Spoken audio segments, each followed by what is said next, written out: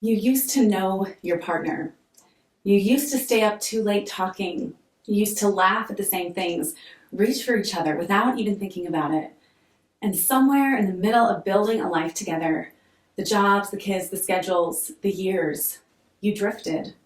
Not because you stopped loving each other, but because life has a way of filling every available inch of space, and the two of you got squeezed out. Today, I want to give you something practical, a real path back to each other, not a date night, not a communication worksheet, not have you tried scheduling more quality time. 3 steps grounded in what I've seen actually work with the couples I've guided over the last decade.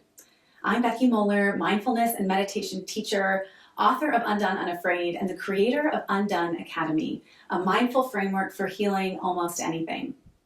I've worked with hundreds of couples and individuals navigating exactly this kind of drift. It happens to almost everybody on some level. And what I've found consistently is that the couples who find their way back to each other aren't the ones who fixated on the relationship.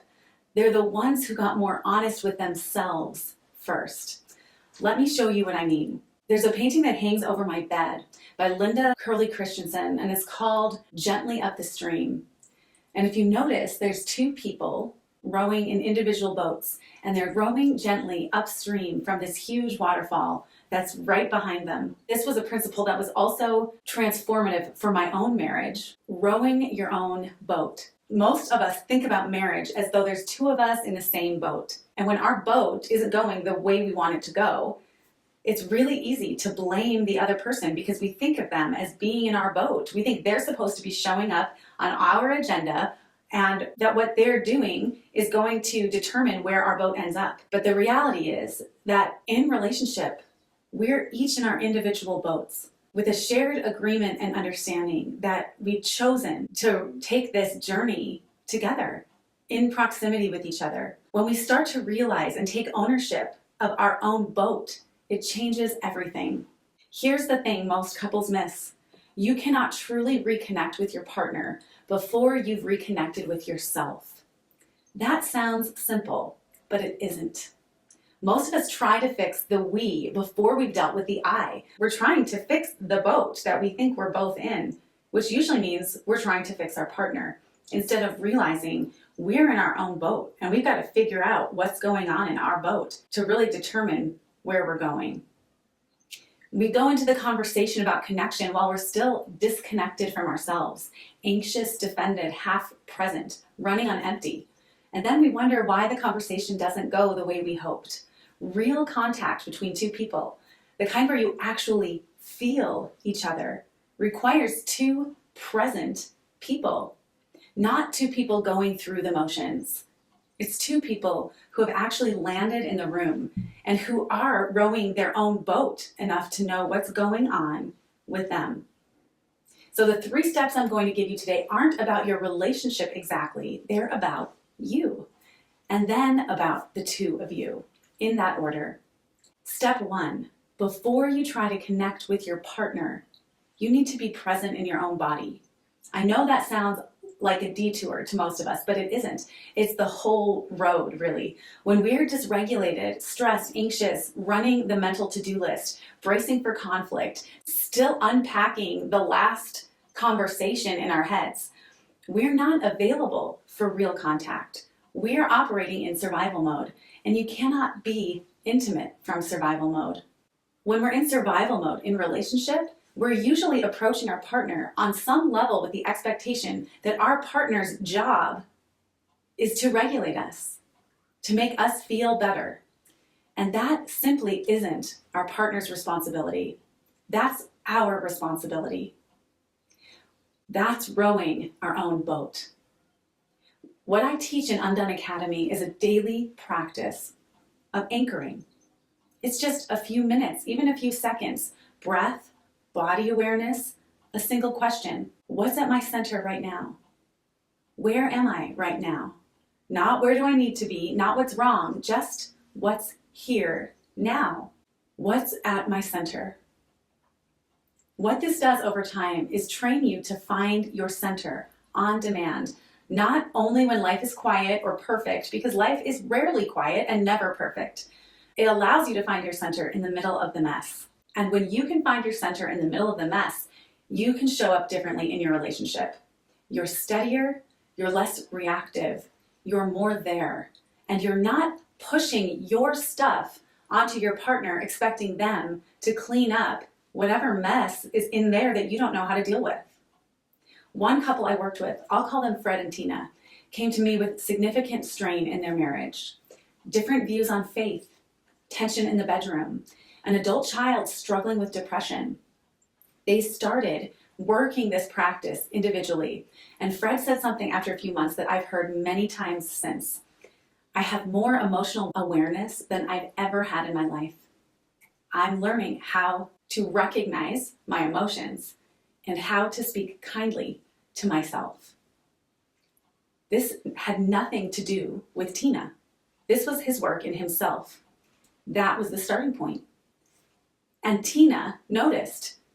She reports feeling safer with him, not because he changed his opinions or fixed anything external, but because he was more regulated inside and more accountable for how he was showing up in the relationship, more grounded, more there. You cannot give your partner a presence you don't have. You have to start with learning how to row your own boat. Step 2, at least once a day, have a conversation that has nothing to do with the schedule. I'm serious. Count how many of your daily exchanges with your partner are purely logistical. Who's picking up the kids? What's for dinner? Did you call the insurance company? What time do you need to leave? There's nothing wrong with those conversations. They're necessary, but they're not contact. They're coordination. And a relationship that runs on coordination alone will eventually feel like a business arrangement. Real contact happens when two people exchange something deeper. Not just information, it's something that reflects how they actually are on the inside. This doesn't have to be a big production. It can be one question once a day with a real answer. Not how was your day and fine.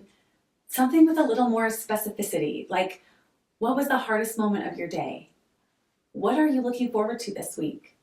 What's been sitting with you lately?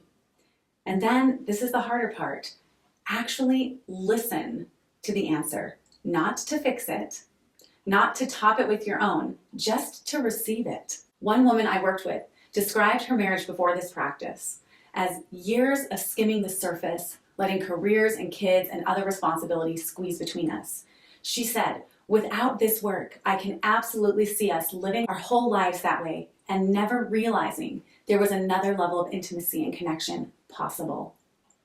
That level is available, but it starts with real exchange today.